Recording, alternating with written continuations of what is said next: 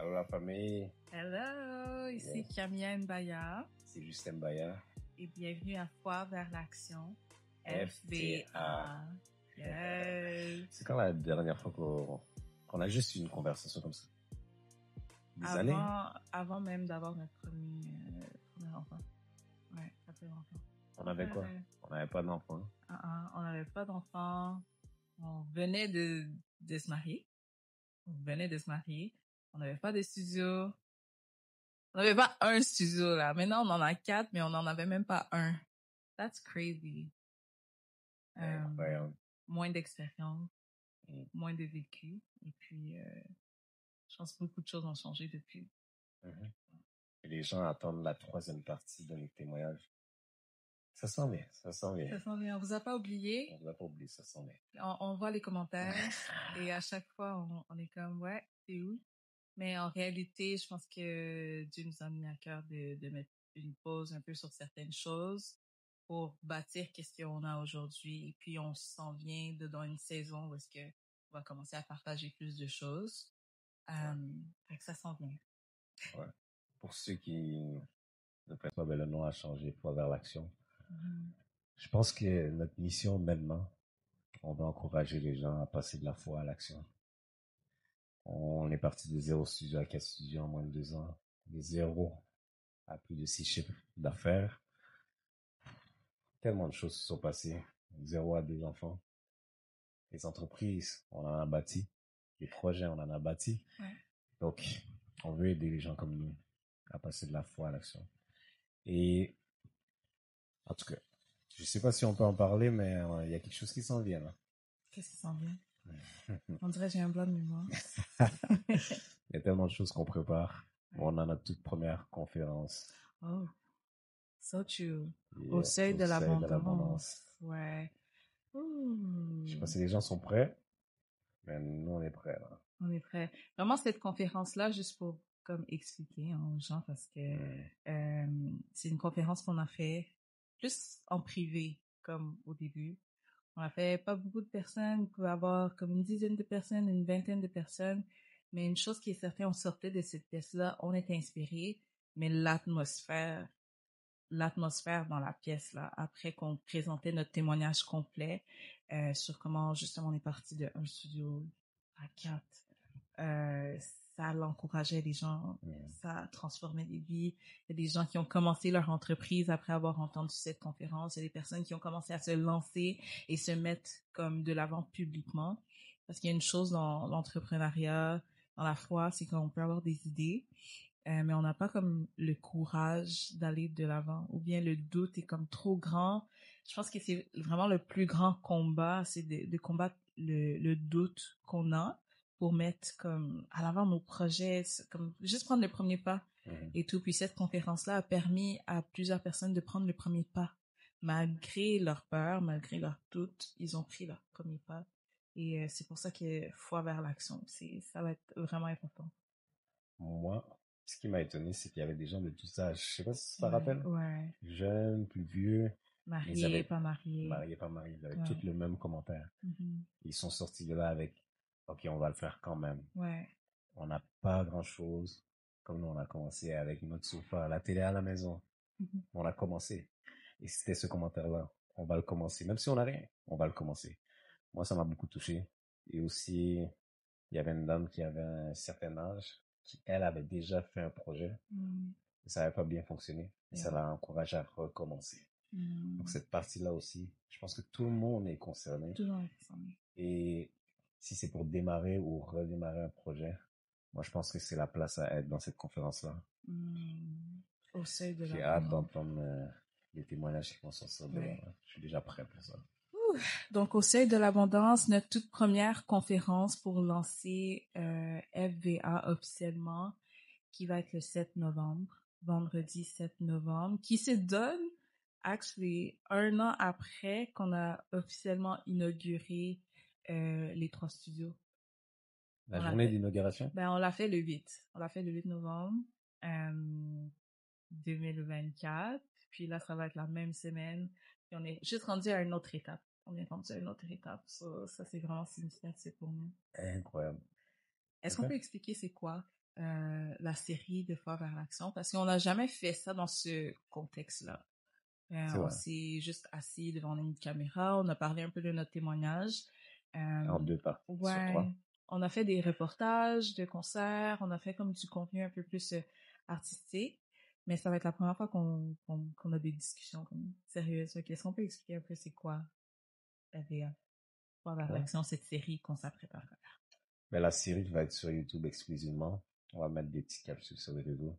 Ça va être une série où est-ce qu'on va parler de business, la balance entre business, famille, Ouais. la balance entre démarrer un projet, aller plus loin, expansion, Mhm. tous les secrets et les rouages cachés derrière ça. Mhm.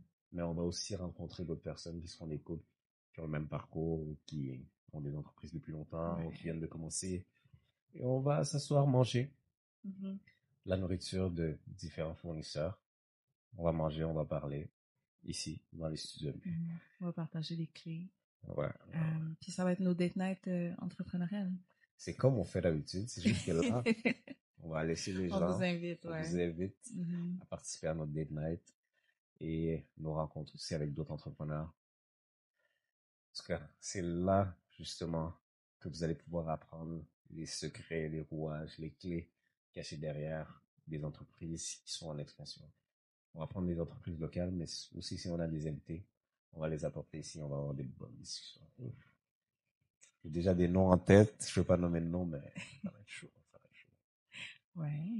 Yeah. Ah ouais. J'ai hâte.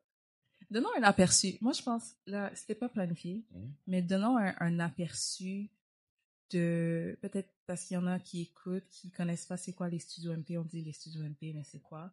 Peut-être, parlons un peu de qu'est-ce qu'on a fait depuis notre dernier tournage.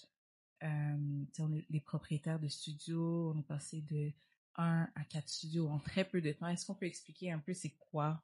Tu peux expliquer c'est quoi les studios MP Ouais. et parler un peu de ça. Ouais. OK, so, pour ceux qui connaissent pas les studios MP, on est un studio multifonctionnel situé à Longueuil sur le boulevard Tachereau. Et originalement, l'idée, c'était d'avoir un studio de création de contenu avec plusieurs studios, plusieurs choses qu'on pouvait faire en même temps. Puis éventuellement, ça s'est aussi développé, on a touché à l'aspect événementiel. Donc, on loue la salle pour des événements, des petits rassemblements. Ça peut être un anniversaire, ça peut être un mariage, ça peut être pour un organisme, des cours de danse, on a de tout.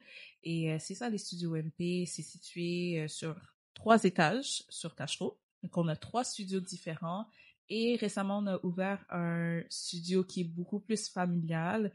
Et ça, on pourra en parler un peu plus, peut-être Justin aussi pourra élaborer sur ça, qui est vraiment plus familial. Donc, pour le coworking, pour les créateurs de contenu, mais qui ont aussi des enfants parce que on a des projets entrepreneuriales, on veut être entrepreneur, mais la vérité, c'est qu'on se marie, on a un enfant, 2 enfants, des fois 3, des fois 4. On connaît des personnes Deux. avec 5 enfants et tout, mais c'est quand même des entrepreneurs. Donc, on s'est dit, cette balance familiale là, ça n'existe pas quand on est quand on est entrepreneur. Et puis Havre Studio, c'était notre opportunité de créer un espace qui était pour nous. Donc les créateurs de contenu qui ont des familles et qui ont des vies un peu comme brouillard, un peu. Donc, en général, c'est ça les studios MP, un lieu où est-ce qu'on peut réaliser les projets avec qu'est-ce qu'on a. Ouais. Et c'est basé sur notre projet, qui est un organisme qu'on a créé qui s'appelle Centre Motivation Passion. On a aussi ce projet depuis, je pense, 2020. On est dans des écoles, chaque semaine, plusieurs projets comme ça, des conférences. Donc, on a bâti un peu ces projets-là ensemble, en couple, en bâtissant une famille en même temps. Donc, tout ça en même temps, ça a créé aussi cette idée de vouloir le partager jusqu'aux autres. Parce qu'il y a plusieurs personnes qui sont en couple, qui veulent entreprendre en couple, qui se posent des questions. Oui, il y a des personnes juste eux-mêmes qui se disent comment je peux y arriver, et qui regardent de loin et qui se disent ah, ça a dû être facile pour eux. Ok. Oui, c'est en même temps c'est comprenable parce que de l'extérieur, quand on regarde les réseaux sociaux, C'est it looks beau, hein? easy. It looks easy. Comme it just looks easy. Et puis c'est comprenable. Mais c'est pour ça aussi qu'on fait FVA. C'est pour que démystifier que oui, l'entrepreneuriat, c'est beau, mais ça vient avec des sacrifices. Des sacrifices, on en a fait. On en a fait. Plier des tables enceintes, placer des tables, monter, descendre des chaises enceintes. Je l'ai fait. Peinturer enceinte, Peinturer enceinte. placer les lignes. Ouais. Partir avec rien. Pas savoir où l'argent pour le prochain loyer va venir. On l'a vécu. On l'a pas juste vécu une fois, là. C'est constant. C'est constant. Puis, une chose que j'ai réalisée, tu sais, un peu dans ce parcours de entrepreneurial, c'est que on est testé. On est constamment testé. Puis, c'est comment tu réagis au test qui va déterminer la prochaine saison que tu vas être dedans. Et comment tu vas réagir dans cette prochaine saison. Parce que, comme j'ai dit, les tests, on n'en manque pas. On le vit. C'est quoi notre test hier, là? Tu veux en parler? Voilà, c'est constant. Mais une chose qui est sûre, c'est qu'une fois qu'on est capable de passer à travers cet obstacle-là, c'est comme ça nous prépare. Comme, il y a des choses que, quand on avait un studio, on en a 4 qu'on gère en même temps. Mais il y a des choses quand on avait un studio, on avait des fois 2 événements comme la même fin de semaine. Puis on était comme, oh my God, Comment on va faire? comment on va faire? Comment on Cette va... phrase-là. Oh my God, on a un enfant. Mais est-ce que maintenant, c'est plus un événement, 2 événements, une journée? Guys, on est rendu à 8 événements par jour. Comme un samedi chargé, pour nous, c'est 8 événements un samedi. Donc, le matin, soir. Pas dans une salle, mais dans 4 salles. Donc, ce qui était difficile hier, pour nous, c'est comme 2 événements, OK? Ça apprend la discipline, ça nous a appris tellement de choses, ça nous a appris qu'on est capable de faire plus que ce qu'on pense. Ouais. Et aussi, quand on regarde, par exemple, les entrepreneurs, on cherche à comprendre leur parcours, on cherche à dire, ah, ok, c'est ça que ça prend, on va sur ChatGPT, on écrit, qui est point 1, point 2, point 3. Après l'appliquer, beaucoup de gens font ça. Échec. Ouais. C'est pour ça que c'est bon de suivre des plateformes comme ça, qui viennent dans des conférences, pour vraiment apprendre qu'est-ce qui se cache derrière, c'est quoi les clés, c'est quoi les principes. Moi, je pense qu'on va pouvoir donner beaucoup de secrets, des choses qu'on n'aurait pas données juste comme ça, mais dans cette plateforme ici, on va pouvoir les transmettre, partager des secrets, des anecdotes, comme tu as dit, des épreuves d'hier, de tous les jours, et comment les surmonter. Et c'est justement ça, foi vers l'action. Est-ce que tu vas passer à l'action quand ta foi est déstabilisée? Est-ce que tu vas passer à l'action? C'est une question constante. Hier, aujourd'hui, demain, ça va arriver tous les jours. Il faut savoir est-ce qu'on va passer à l'action malgré que notre foi est déstabilisée un peu. Donc, sur quoi est ancrée notre foi aussi? On va entrer dans beaucoup de profondeur. On va aller deep. Je pense que beaucoup de personnes auront comme pas vu ce côté-là de nous parce que, tu sais, on n'a pas toujours le temps d'aller en profondeur. Mais une chose avant de terminer qui me vient à l'esprit, je pense qu'on reçoit beaucoup de questions. Est-ce qu'il y a une question qui te revient, comme qui te vient en tête, qu'on reçoit toujours? Peut-être qu'on pourrait brièvement toucher à ça. Moi, il y a une question que j'aimerais que tu touches, mais il y en a 2 que on reçoit très souvent. Une des questions, c'est... Mais j'aimerais que tu touches à celle-là. C'est comment vous faites? Comment vous faites pour gérer famille, business, carrière musicale, les studios gauche-droite? Comment vous faites? Qu'est-ce que tu as à dire sur ça? Honnêtement, on connaît nos limites. On sait qu'est-ce que on est capable de faire, qu'est-ce qu'on est capable de tolérer, et puis on sait on sait comment dire non, en fait. Je pense qu'auparavant, quelque chose qui compliquait notre vie, c'est que on disait oui à tous les événements, par exemple. Dans le passé, avec notre premier studio, on disait oui à toutes sortes d'événements. Et puis, ce qui nous amenait un peu plus de mal de tête à la fin. Fait mal de tête, des inondations, on va parler de l'inondation. On va parler de l'inondation. Mais ça nous a amené plus de casse-tête. Puis là, on était comme, OK, on a un enfant, mais non, on en a 2. Fait que c'était de mettre les priorités à la bonne endroit. Fait qu'on essaie de mettre les priorités à la bonne endroit. Puis on sait c'est quoi nos limites. On se connaît. Et ce qui nous aide le plus, c'est qu'on s'entraide. C'est pas comme moi versus toi. sais, des fois, il y a des moments qu'on est comme ça, un peu, on va pas se cacher, mais à la fin de la journée, on revient puis on est comme, tu sais quoi, c'est pas moi contre toi, c'est moi et toi. Et puis on va vers le problème, on fonce, on va trouver une solution. On est très comme résolution, on n'est pas juste comme acharné sur qu'est-ce qui se passe dans le moment. On est comme future oriented. On passe pas juste à maintenant, on passe aussi à demain. Puis je pense que c'est ça qui nous aide beaucoup. Vous entendez ça? Non, Comment je peux dire non à ça? Ah, ça. Comment je peux dire non? Ah, my God. OK. Mais, sérieusement, très bien répondu. Je pense que une autre question que les gens me posent, les gens qui veulent rentrer dans la même industrie, et les gens me posent la question, mais indirectement, je trouve. C'est plus comme comment passer de employé ou travailler métro, boulot, dodo à l'entrepreneuriat. Comment passer de là à là? Comment sortir de là, en d'autres mots? Et souvent, cette question revient, mais indirectement. J'aime pas ce que je fais et comment faire ce que vous faites. Ils veulent pas nécessairement faire la même industrie, mais ils veulent vivre l'entrepreneuriat et la liberté. Ça, c'est une question qui revient indirectement et je la réponds souvent directement et c'est là qu'ils remarquent justement le parallèle entre les deux. Et moi, ce que je dirais sur cette transition-là, il y a beaucoup de choses à dire. Une chose à dire, se connaître soi-même. Deuxième, connaître ses habiletés.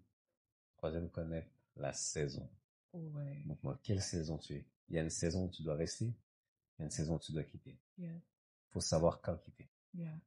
Ça, c'est un des points importants. Il y a d'autres points aussi, je pense qu'on va en parler On dans va la en parler. conférence. Je pense qu'on Mais a ça, donné c'est un des beaucoup. points importants. On a donné beaucoup pour aujourd'hui, mais on va vous laisser et on va revenir avec d'autres séries comme ça. Ça, c'était juste une introduction à qu'est-ce qui est à venir. On a beaucoup plus de choses à partager. On a des invités qu'on veut inviter pour discuter de leur témoignage, de leur expérience. Et si vous pensez que c'est pour vous, vraiment, vous avez un projet à cœur, vous avez quelque chose que vous savez que vous devez faire et que vous ne le faites pas, Foi vers l'action va t'amener. On va essayer de t'amener vers là parce qu'on l'a vécu, des saisons de doute, on a vécu des échecs et notre objectif, c'est que vous puissiez rentrer dans votre plein potentiel. Si le contenu résonne avec toi, on t'invite à nous suivre sur cette chaîne et sur les autres plateformes. C'est toujours Foi vers action. Et on va être régulier, on va être constant, on va pas vous abandonner parce que ça fait partie de notre mission, c'est notre ministère et puis on est là. Donc on vous invite à nous suivre et on vous dit à la prochaine. Bye. Prochaine. Bon, on a des choses à faire. Yeah. On y va. On y va. On va chercher des enfants. Première chose. Yeah, for sure. Okay, c'est ça.